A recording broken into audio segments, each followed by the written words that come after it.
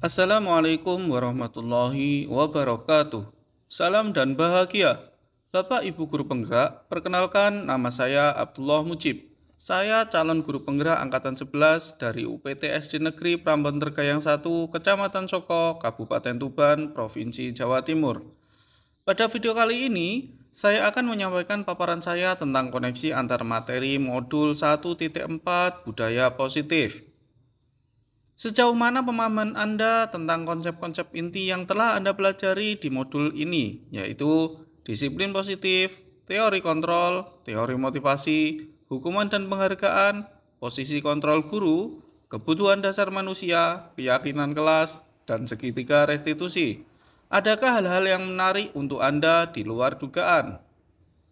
Budaya positif merupakan salah satu unsur yang harus diwujudkan dalam lingkungan sekolah agar semua warga sekolah, terutama siswa, merasa aman dan nyaman dalam mengikuti proses pendidikan di sekolah.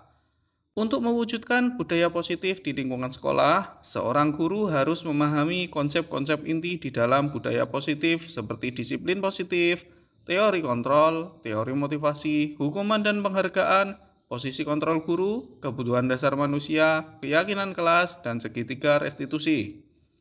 1. Disiplin positif, yaitu cara penerapan disiplin yang menuntun anak menumbuhkan rasa tanggung jawab dan kesadaran diri berdasarkan nilai kebajikan universal. Penerapan disiplin ini lebih ke arah disiplin terhadap diri sendiri untuk dapat mengontrol tindakan yang dilakukan oleh individu. Dengan begitu, siswa akan memiliki pemahaman dan kesadaran berdasarkan motivasi internalnya, bukan melalui sebuah pujian, paksaan, atau bahkan hukuman. 2. Teori kontrol dan posisi kontrol guru. Berdasarkan teori kontrol, terdapat 5 posisi kontrol seorang guru, yaitu penghukum, pembuat merasa bersalah, sebagai teman, pemantau, dan manajer. Dari kelima posisi kontrol tersebut, seorang guru sebaiknya harus menghindari posisi penghukum dan pembuat merasa bersalah. Karena kedua posisi kontrol tersebut akan memberi dampak negatif terhadap psikologi siswa di masa depan. Sebaiknya, guru memilih posisi kontrol sebagai teman atau pemantau. Dan yang paling baik dari kelima posisi kontrol tersebut adalah posisi kontrol sebagai manajer. Dengan posisi ini, guru dapat berkolaborasi dengan siswa untuk menemukan solusi dari permasalahan yang dimiliki oleh siswa, serta memberi dukungan untuk mempertanggungjawabkan perilaku yang dilakukan siswa. Selain itu, posisi kontrol ini akan menjadikan murid sebagai manajer bagi dirinya sendiri, sehingga tercipta identitas positif dari diri siswa yang dapat diterima kembali dalam komunitasnya. 3. Motivasi perilaku manusia. Dalam berperilaku, manusia menyadarkan motivasinya terhadap 3 hal berikut, yaitu untuk menghindari ketidaknyamanan atau hukuman, untuk mendapatkan imbalan atau penghargaan dari orang lain, dan untuk menjadi orang yang mereka inginkan sendiri, serta menghargai diri sendiri dengan nilai-nilai yang diyakini oleh individu tersebut.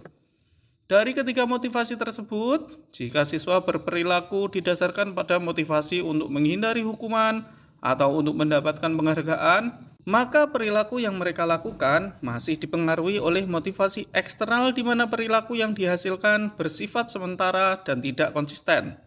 Sedangkan jika perilaku siswa didasarkan pada motivasi untuk menghargai nilai-nilai kebajikan yang dia yakini, maka perilaku yang akan ditimbulkan cenderung lebih konsisten dan bertahan lama. Oleh sebab itu, seorang guru haruslah mengarahkan siswanya untuk dapat menumbuhkan motivasi internal terhadap perilaku yang berdasarkan nilai-nilai kebajikan universal agar siswa terhindar dari perilaku yang menyimpang. Selain itu, seorang guru sebaiknya menghindari hukuman dan penghargaan berlebihan terhadap perilaku murid agar meminimalisir motivasi eksternal dalam diri murid. 4. Kebutuhan dasar manusia. Segala tindakan yang dilakukan oleh manusia pasti memiliki tujuan tertentu. Segala usaha yang kita lakukan hakikatnya bertujuan untuk memenuhi kebutuhan dasar kita sebagai seorang manusia. Dan apabila seorang siswa melakukan tindakan yang bertentangan dengan nilai-nilai kebajikan universal atau melanggar keyakinan bersama, hal itu sebenarnya disebabkan karena dia tidak dapat memenuhi salah satu dari 5 kebutuhan manusia, yaitu survival atau bertahan hidup, love and belonging, kasih sayang dan perasaan diterima, freedom, kebebasan, fun, kesenangan, dan power, penguasaan. Kebutuhan bertahan hidup atau survival adalah kebutuhan yang bersifat fisiologis untuk bertahan hidup. Misalnya kesehatan, rumah, dan makanan. Kebutuhan biologis sebagai bagian dari proses reproduksi termasuk kebutuhan untuk tetap bertahan hidup. Kebutuhan untuk disayangi dan diterima, love and belonging, meliputi kebutuhan akan hubungan dan koneksi sosial, kebutuhan untuk memberi dan menerima kasih sayang, dan kebutuhan untuk merasa menjadi bagian dari suatu kelompok. Kebutuhan ini juga meliputi keinginan untuk tetap terhubung dengan orang lain, seperti teman, keluarga, pasangan hidup, teman kerja, binatang peliharaan, dan komunitas di mana kita bertempat tinggal. Freedom, kebebasan. Kebutuhan untuk bebas adalah kebutuhan akan kemandirian, otonomi, memiliki pilihan, dan mampu mengendalikan arah hidup. Anak-anak dengan kebutuhan kebebasan yang tinggi menginginkan pilihan, mereka perlu banyak bergerak, suka mencoba-coba, tidak terlalu terpengaruh orang lain, serta senang mencoba hal baru dan menarik. Fun, kesenangan. Kebutuhan akan kesenangan adalah kebutuhan untuk mencari kesenangan bermain dan tertawa. Bayangkan, hidup tanpa kenikmatan apapun, betapa menyedihkan. Anak-anak dengan kebutuhan dasar kesenangan yang tinggi biasanya ingin menikmati apa yang dilakukan. Mereka juga bisa berkonsentrasi tinggi saat mengerjakan hal yang disenangi. Power, kekuasaan. Kebutuhan ini berhubungan dengan kekuatan untuk mencapai sesuatu, menjadi kompeten, menjadi terampil, diakui atas prestasi dan keterampilannya, didengarkan dan memiliki rasa harga diri atau dianggap berharga. Bisa membuat perbedaan, bisa membuat pencapaian, kompeten, diakui, dihormati, dan ingin untuk meninggalkan pengaruh. 5. Keyakinan sekolah atau kelas. Suatu sekolah haruslah memiliki nilai-nilai kebajikan yang diyakini oleh seluruh warga sekolah. Dengan keyakinan nilai-nilai kebajikan itulah seluruh warga sekolah berperilaku dan bertindak. Keyakinan sekolah atau kelas merupakan pernyataan nilai-nilai kebajikan universal yang mudah diingat, dipahami, dan diterapkan dalam keseharian lingkungan sekolah. Dalam hal ini, guru berperan dalam mewujudkan terbentuknya keyakinan sekolah atau kelas dengan membuat kesepakatan yang kolaboratif antara guru dan siswa. Dengan begitu, seluruh warga sekolah akan dengan sadar diri menjalankan nilai-nilai kebajikan yang telah disepakati bersama, sehingga budaya positif yang dicita-citakan bersama akan dapat diwujudkan. 6. Segitiga restitusi. Dalam posisi kontrolnya sebagai manajer, guru menggunakan segitiga restitusi dalam menyelesaikan suatu permasalahan.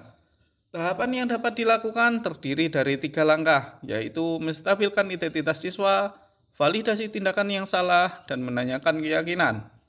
Langkah ini dijalankan dengan tujuan untuk menghasilkan murid yang mandiri dan bertanggung jawab. Keterkaitan materi budaya positif dengan materi-materi sebelumnya adalah sebagai berikut. 1. Keterkaitan dengan filosofi Ki Hajar Dewantara. Terwujudnya budaya positif di sekolah akan mempermudah mencapai tujuan pendidikan nasional sesuai dengan filosofi Ki Hajar Dewantara, yaitu pendidikan yang berpihak pada murid dan bersifat menuntun tumbuh kembangnya sesuai kodrat zaman dan kodrat alamnya. 2. Keterkaitan dengan nilai dan peran guru penggerak. Budaya positif akan terwujud jika seorang guru memiliki nilai-nilai guru penggerak, yaitu berpihak pada murid, mandiri, reflektif, kolaboratif, dan inovatif, serta menjalankan perannya sebagai guru penggerak dengan maksimal dan konsisten. Selain itu, budaya positif juga dapat terwujud dengan kolaborasi dengan semua pihak untuk menyepakati keyakinan sekolah yang dirumuskan bersama-sama dan menjalankannya secara konsisten. 3. Keterkaitan dengan visi guru penggerak.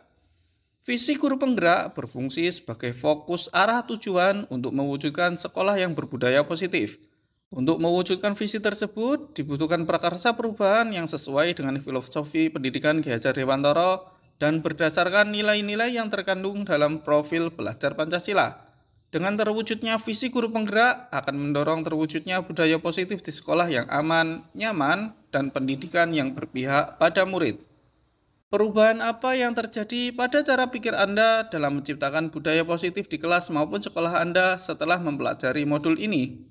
Setelah mempelajari modul 1.4 budaya positif, Banyak sekali pengetahuan baru yang saya dapatkan. Dari pengetahuan baru tersebut, merubah pandangan saya tentang bagaimana seorang guru mengambil peran dalam berbagai hal di sekolah.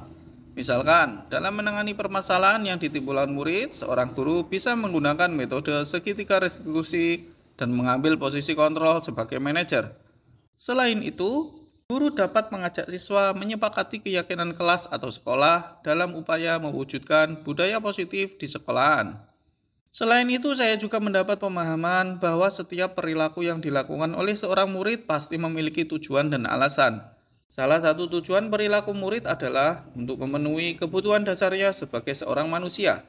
Bisa jadi, murid yang melakukan pelanggaran terhadap keyakinan sekolah atau kelas, hakikatnya ada kebutuhan dasarnya yang tidak terpenuhi sehingga dia berperilaku demikian. Pengalaman seperti apakah yang pernah Anda alami terkait penerapan konsep-konsep inti dalam modul budaya positif baik di lingkup kelas maupun di sekolah Anda? Tentunya ada berbagai pengalaman yang saya alami dalam menerapkan konsep budaya positif di lingkungan sekolah atau kelas sesuai pemahaman saya. Mungkin awalnya ada pertanyaan dari beberapa rekan guru terhadap konsep-konsep yang akan saya terapkan. Mereka mempertanyakan dampak dan efektivitas penerapan konsep tersebut dalam proses pembelajaran. Namun, setelah saya menjelaskan, rekan guru dapat menerima dan mendukung kegiatan saya. Selain itu, pengalaman di kelas juga tak kalah menarik. Dengan melibatkan siswa dalam membentuk keyakinan kelas, mereka jadi lebih antusias dan memiliki kebebasan untuk menentukan nilai-nilai kebajikan apa yang akan mereka jalankan dan yakini dalam berperilaku di dalam kelas. Bagaimanakah perasaan Anda ketika mengalami hal-hal tersebut? Ketika saya dapat menjelaskan pemahaman saya tentang konsep-konsep inti budaya positif kepada rekan guru, dan mereka dapat menerima bahkan mendukung, saya merasa sangat senang dan bersemangat untuk menerapkannya di dalam kelas. Selain itu, respon yang ditunjukkan oleh siswa yang antusias dalam melaksanakan pembentukan keyakinan kelas juga membuat saya termotivasi dan optimis bahwa kegiatan ini akan memberi dampak yang signifikan terhadap budaya positif di lingkungan sekolah atau kelas. Menurut Anda, terkait pengalaman dalam penerapan konsep-konsep tersebut, hal apa sajakah yang sudah baik? Adakah yang perlu diperbaiki? Hal yang sudah baik dalam penerapan budaya positif adalah mulai munculnya motivasi internal pada murid untuk melaksanakan budaya positif berdasarkan kesadaran diri masing-masing. Sedangkan hal yang harus diperbaiki adalah posisi kontrol guru dalam menangani permasalahan harus sebagai manajer. Sebelum mempelajari modul ini, ketika berinteraksi dengan murid, berdasarkan 5 posisi kontrol, posisi manakah yang paling sering Anda pakai dan bagaimana perasaan Anda saat itu? Setelah mempelajari modul ini, posisi apa yang Anda pakai dan bagaimana perasaan Anda sekarang? Apa perbedaannya? Sebelum mempelajari modul ini, seringkali saya mengambil posisi kontrol sebagai penghukum dan pemantau. Tentu, saya sering merasa sedih jika harus memberi hukuman terhadap siswa saya yang melanggar keyakinan kelas. Namun, setelah saya mempelajari dan memahami modul ini, saya mulai sering mengambil posisi kontrol sebagai seorang manajer dalam menyelesaikan permasalahan siswa. Dari respon siswa yang baik, saya merasa tenang dan optimis bahwa apa yang saya lakukan sudah lebih baik. Sebelum mempelajari modul ini, pernahkah Anda menerapkan segitiga restitusi ketika menghadapi permasalahan murid Anda? Jika iya, tahap mana yang Anda praktekkan dan bagaimana Anda mempraktekannya? Istilah segitiga restitusi merupakan hal baru yang saya ketahui. Namun, setelah saya mempelajari dan memahaminya, ternyata saya juga pernah menjalankan tahapan dari segitiga restitusi ini. Namun dalam penerapannya saya tidak utuh sehingga kurang maksimal dalam menggali dan memberi solusi kepada permasalahan siswa. Saya biasanya hanya memvalidasi tindakan yang tidak sesuai keyakinan kelas dengan bertanya kepada siswa tentang apa yang dilakukannya dan bertanya apakah yang dilakukan melanggar keyakinan kelas atau tidak. Setelah itu, biasanya saya memberi hukuman terhadap siswa yang mengakui kesalahannya. Selain konsep-konsep yang disampaikan dalam modul ini, adakah hal-hal lain yang menurut Anda penting untuk dipelajari dalam proses menciptakan budaya positif baik di lingkungan kelas maupun sekolah? Menurut saya, hal yang harus dilakukan dalam upaya mewujudkan budaya positif adalah melakukan kolaborasi dengan wali murid agar budaya positif yang telah kita bangun di sekolah dapat juga diterapkan di rumah. Dengan begitu, siswa akan lebih terbiasa bertindak sesuai nilai-nilai kebajikan universal dimanapun mereka berada. Terima kasih sudah menyimak video saya, semoga bermanfaat. Salam guru penggerak, tergerak, bergerak, menggerakkan. Wassalamualaikum warahmatullahi wabarakatuh.